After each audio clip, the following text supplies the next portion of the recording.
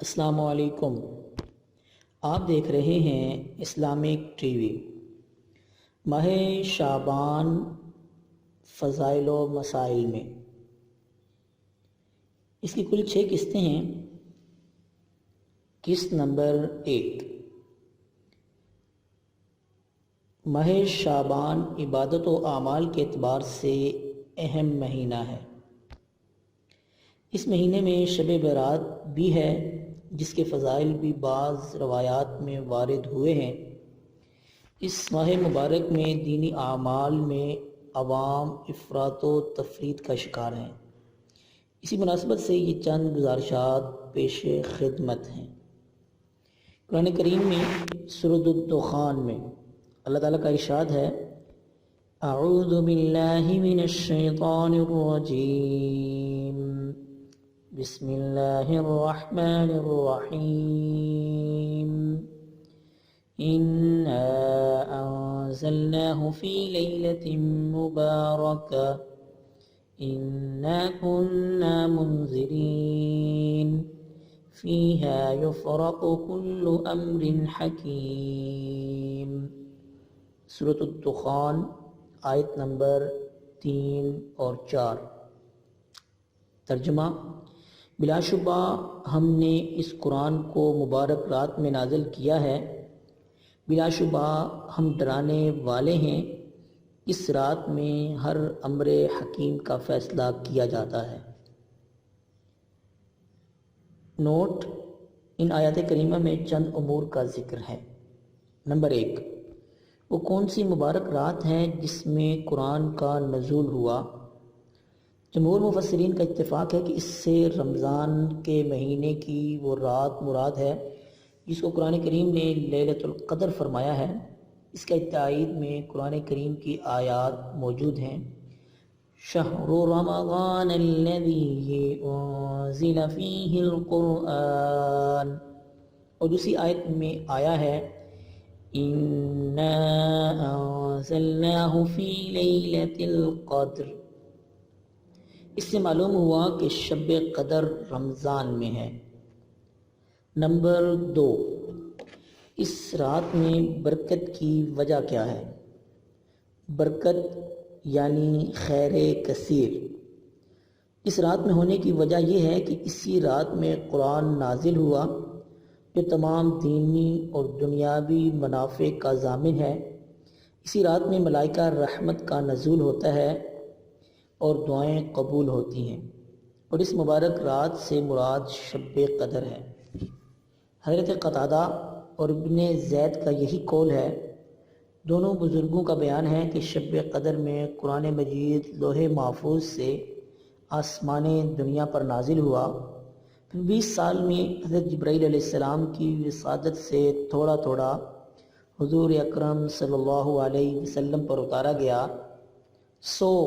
بعض لوگوں کا یہ خیال ہے کہ اس سے نصف شعبان کی رات مراد ہے۔ یہ خیال غلط ہے۔ تفسیر مظہری، سورۃ الدخان۔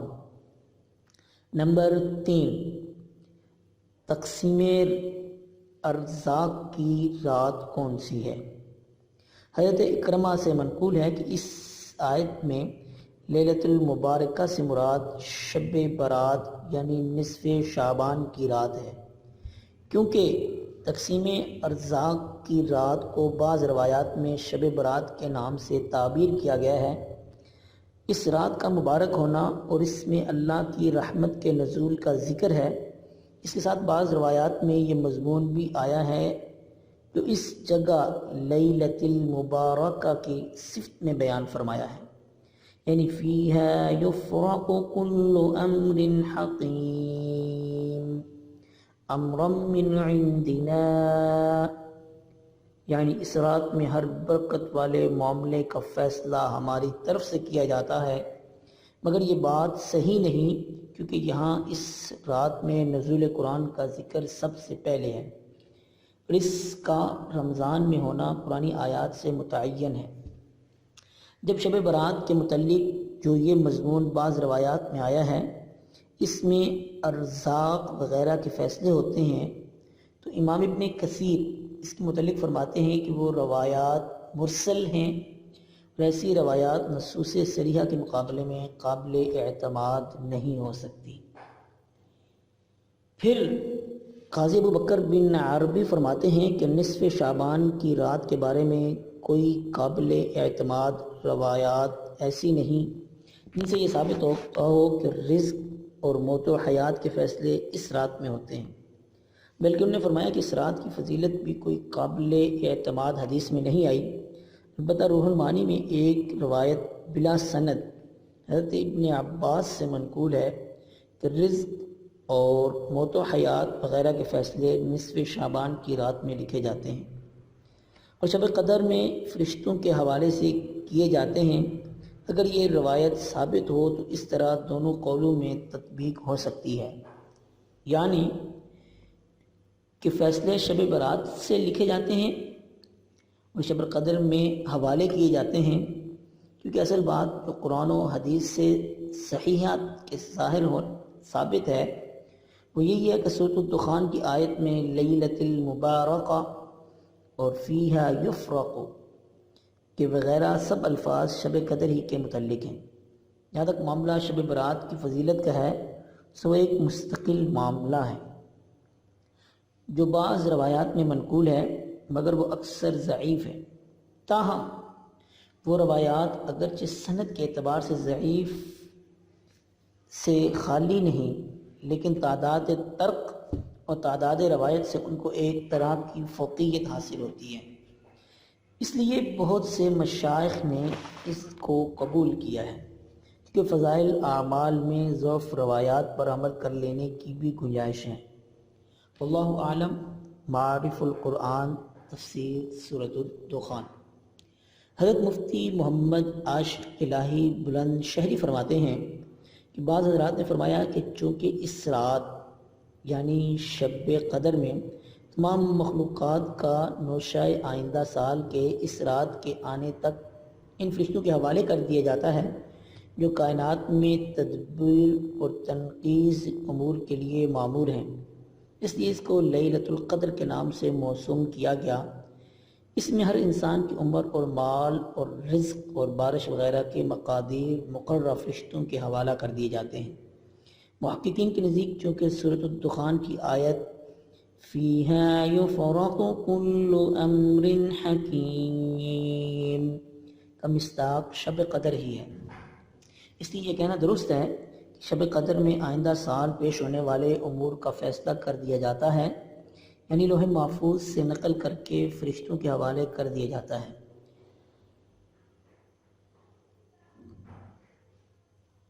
شعبان کی 15ویں شب یعنی لیلۃ البرات کہا جاتا ہے۔ اس کی جو فضیلتیں وارد ہوئی ہیں اس کی آئندہ اسانید ضعیف ہیں۔ ان میں عائشہ رضی اللہ تعالیٰ عنہ کی روایت میں یہ بھی آیا کہ شعبان کی 15ویں رات کو لکھا دیا جاتا ہے اس سال میں کون سا بچہ پیدا ہوگا اور کس آدمی کی موت ہوگی۔ اس رات میں بنی آدم کے اعمال اٹھائے جاتے ہیں، اسی میں ان کے رزق نازل ہوتے ہیں۔ مشکات المصابیح صفحہ نمبر 110 میں یہ حدیث کتاب الدعوات للامام البہقی سے نقل کی گئی ہے، جسے محدثین نے ضعف قرار دیا ہے، اور بعض حضرات نے شب قدر اور شب برات کے فیصلوں کے بارے میں یہ توجیہ کی ہے کہ ممکن ہے کہ واقعات شب برات میں لکھ دیے جاتے ہوں اور شب قدر میں فرشتوں کے حوالے کیے جاتے ہوں۔ انوار البیان سورۃ القدر۔ ایک پوائنٹ اور ہے کہ ماہ شعبان کے فضائل۔ حضرت اسامہ بن زید فرماتے ہیں کہ حضور اکرم صلی اللہ علیہ وسلم نے فرمایا شعبان میرا مہینہ ہے اور رمضان اللہ کا مہینہ ہے۔ کنز الاعمال ابن عساکر و دلمی۔ شعبان کے چاند اور تاریخ کا اہتمام۔ حضور اکرم صلی اللہ علیہ وسلم نے امت کو یہ فرما دیا کمور الحلال شعبان الرمضان، یعنی رمضان کے لیے شعبان کے چاند کو اچھی طرح سے یاد رکھو۔ ترمذی شریف میں یہ حدیث نقل کی گئی ہے۔ شعبان میں برکت کی دعا۔ حضرت انس رضی اللہ تعالیٰ عنہ سے روایت ہے کہ جب شعبان کا مہینہ شروع ہوتا تو حضور اکرم صلی اللہ علیہ وسلم یہ دعا فرمایا کرتے تھے اللہم بارک لنا فی رجب وشعبان وبلغنا رمضان۔ مسند احمد حدیث نمبر 2228۔ ترجمہ: اے اللہ ہمارے لیے رجب اور شعبان کے مہینوں میں برکت عطا فرما اور ہمیں رمضان کے مہینے تک پہنچا۔ شعبان میں روزوں کا اہتمام۔ حضرت ام المؤمنین حضرت عائشہ رضی اللہ تعالیٰ عنہ فرماتی ہیں کہ حضور اکرم صلی اللہ علیہ وسلم جب نفل روزے رکھنے شروع کرتے تو ہم یہ کہتے کہ اب آپ روزہ رکھنا ختم نہیں کریں گے، اور جب روزے نہ رکھتے پر آتے تو ہم کہتے کہ اب آپ کبھی روزہ نہیں رکھیں گے۔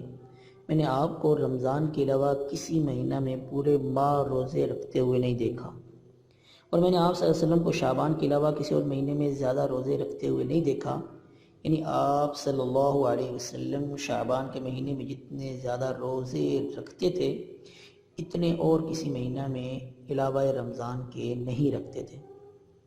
ایک اور حدیث میں روایت ہے کہ حضرت عائشہ رضی اللہ تعالیٰ عنہ فرماتی ہیں کہ آپ صلی اللہ علیہ وسلم شعبان کے پورے ماہ روزے رکھا کرتے تھے، یعنی ماہ شعبان میں چند دن چھوڑ کر بقیہ دنوں میں روزے سے رہا کرتے تھے۔